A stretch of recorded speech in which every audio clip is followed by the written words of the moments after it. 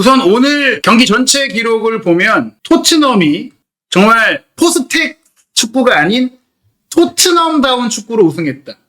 최종 볼 점유율 27%, 선제골 넣고 잠그고 지킨 축구로 우승을 차지했죠. 선제골 넣고 잠근 축구로 점유율이 27%에 불과했고 슈팅 수는 3개에 불과했으며 유효 슈팅은 득점으로 연결된 슛 하나밖에 없었지만 기대 득점은 1.01골. 그 상황이 완벽한 기회였다. 16번이나 슈팅을 하고도 기대 득점이 0.85골이었던 맨유의 비효율적인 축구를 효율의 끝판왕 역습 축구로 토트넘이 잡았다. 진작 토트넘은 사실 실리적인 축구를 강화하면서 적절하게 이제 빌드업 축구를 보강해가는 조금은 균형 잡힌 운영을 했다면 리그에서도 조금 더 좋은 성과를 내고 선수들도 덜 다치지 않았을까. 점유 지역을 보시면 토트넘은 요 앞에 수비 지역에 오래 머물렀고 왼쪽 사이드 위주, 요 위치가 바로 히샬리송, 우도기 등이 마즈라위를 괴롭혔던 요 위치 외에는 완전히 맨유가 경기를 장악을 했습니다. 이 경기 선발 명단에서 중요했던 것, 마즈라위의 부진, 도르구의 부진. 도르구는 공격적으로도 느렸고 수비적으로도 존슨을 감당하지 못할 정도, 포로를 전혀 제어하지 못했던 무의미한 경기를 했고요. 루크쇼도 전성기의 기량과 폼을 완전히 잃으면서 존슨과의 대결에서 사실 1대1 싸움조차도 존슨에게 밀릴 정도로 부진을 했어요. 요 두 명이 부진해버리니까 이 근처에 있는 마운트와 브루노까지도 침묵할 수밖에 없는 것이죠. 그리고 마즈라위가 히샬리송과 우도기에게 또한 고전을 했고 마즈라위가 공격적으로 위협적이지 못하니까 우도기가 올라오는 것을 통제하지도 못했고 히샬리송을 제대로 막지도 못했고 그러면서 또한 카세미루가 이쪽을 도와주러 와야 했고 아마드는 고립됐죠. 그러다 보니까 마즈라위와 도르구의 부진 속에 존슨과 히샬리송, 우도기가 잘해주고 솔랑키는 맥과이어를 잡고 있으니까 벌려지는 거예요. 맨유의 간격이 벌어지는 거예요. 그것이 맨유가 경기를 잘 풀지 못하고 따로 놀고 호일룬 고립되고 마운트 고립되고 아마드가 고립된 결정적인 요인이었습니다. 토트넘 같은 경우에는 솔랑키가 부지런히 뛰고 맥과이어를 잡아주고 본인 자체는 보이지 않았지만 말씀드린 이 히샬리송의 사이드에서의 플레이와 적극적인 문전 침투, 헤더 공격, 또 브레넌 존슨의 커트인 플레이, 온더볼에서는 좋지 않았지만 습격하는 플레이 좋았고요. 벤탄쿠르 선수, 비수마 선수가 수비 잘 커버해줬고 사르는 앞에서 압박해주고 사이드로 또 함께 가서 히샬리송과 사이드 플레이를 잘 해줬습니다.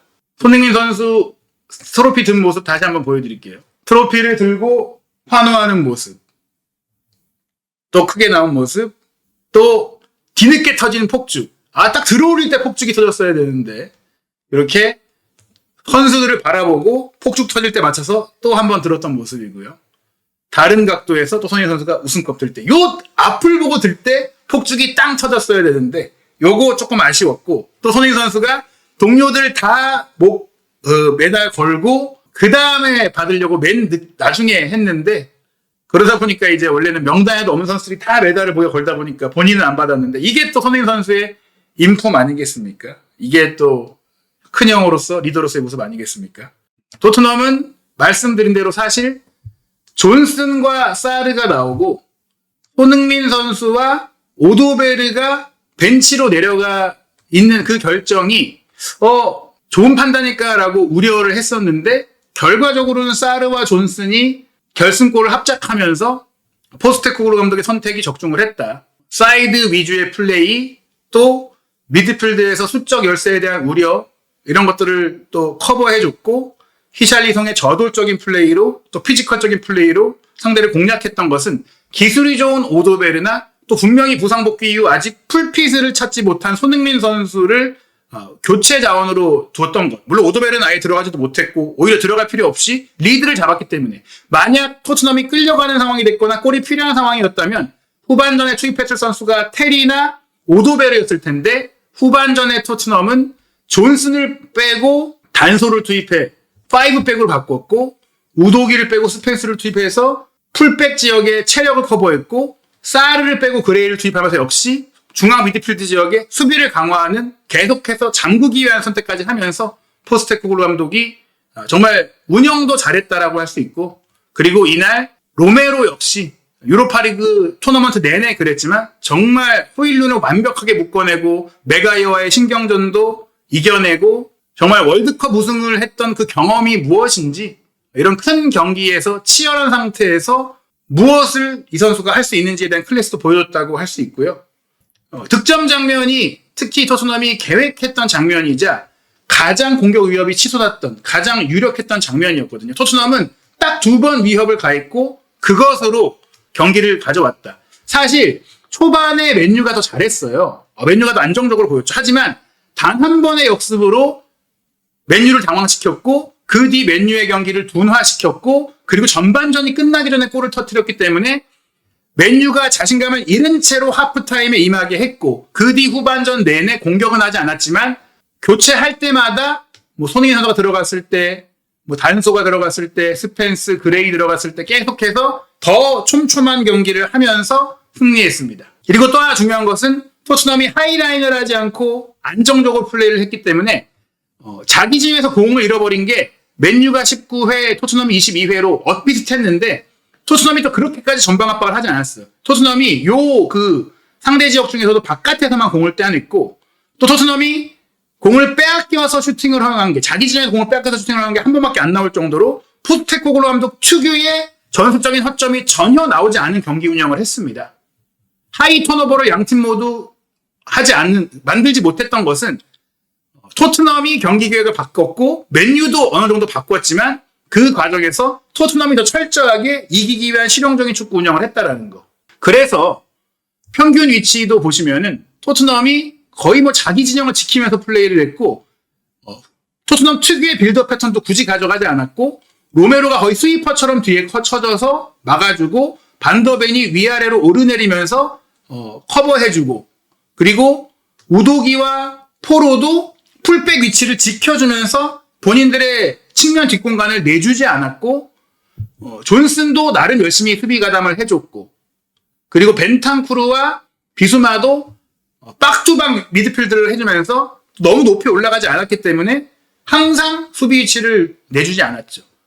그리고 토트넘 선수들은 근거리에서 이렇게 패스의 로트가 조밀하게 연결했는데 맨유는 보세요. 마운트 공 못 받았죠. 호일룬 공 못 받았죠. 아마드에게 공이 많이 그나마 올렸는데 셋이 연계 하나도 안 됐죠. 브루노와 카세미로의 간격 보세요. 브루노 카세미로가 투미들로 중앙에 나왔는데 서로 아무것도 못했고 사실은 이 마운트, 카세미로, 브루노가 셋이 모여서 중앙적을 장악해줬어야 되는데 셋이 찢어졌잖아요. 그 자체가 토트넘이 계획적으로 맨유를 아무것도 못하게 만든 것이다. 그리고 결정적으로 이 말씀드렸던 토트넘이 양쪽 사이드를 주도하면서 맨유의 하프 스페이스가 비게 만들었던 그 플레이가 결승골로 이어졌거든요. 히샬리송이 사이드에 벌려 있었고 벤탄쿠르가 이 손짓을 하고 이 하프 스페이스로 공을 달라고 하죠. 그리고 사르도 사이드에 벌려 있어요. 사이드에 2명이 있으니 마즈라위도 카세미루도 또 여기 맨유 선수가 사이드로 탁 몰렸어요. 요로까지. 그리고 벤탄쿠르가 치고 들어가서 요 사이드에서 공을 받자 맨유 선수들이 요쪽을 에워싸서 4명이 모였죠. 하지만 공을 받고 사이드에 있던 사르에게 공을 주고 또 히샬리송이 안쪽으로 들어와주면서 교차되는 움직임을 통해서 누구를 막으러 가야 되지 하면서 맨유 선수들이 고정됩니다. 그나마 골문에서 가장 먼 사르가 비어 있었는데 그때 솔랑키가 맥과이어를 잡고 또 쇼가 솔랑키를 바라보면서 솔랑키 쪽으로 크로스가 오겠구나 라고 생각하게 했고 여기서 지체 없이 사르가 크로스를 리어 포스트로 올렸는데 이게 사실은 솔랑키를 위해 올린 게 아니라 뒤에 있는 존슨이 받기 위해 올렸고 솔랑키가 맥과이어를 달고 뛰어 들어가고 존슨은 쇼 뒤에 있다가 공이 침투되어 왔을 때 솔랑키가 이 크로스를 맥과이어가 잡지 못하게 스크린 플레이를 해주면서 공이 빠져들어왔을 때 뒤에 있던 존슨이 앞으로 싹 들어가면서 슈팅했고 그게 루크쇼를 맞고 들어가면서 골이 된 겁니다. 바로 요 크로스가 들어왔을 때 뒤에 있던 존슨의 움직임이 너무나 좋았다. 물론 이건 엄밀히 따지면은 존슨의 슈팅이 쇼를 막고 그리고 들어갔기 때문에 자책골이라고도 볼 수 있지만 그래도 이건 존슨이 잘했고 존슨의 슈팅 시도가 있었기 때문에 득점으로 존슨의 골로 인정이 됐습니다. 손흥민 선수가 조금 폼이 안 올라온 거 아니냐라고 생각했던 장면들도 있었지만 보시다시피 이 돌파 상황은 도루구가 이렇게 손흥민 선수의 손을 잡아 끌었어요.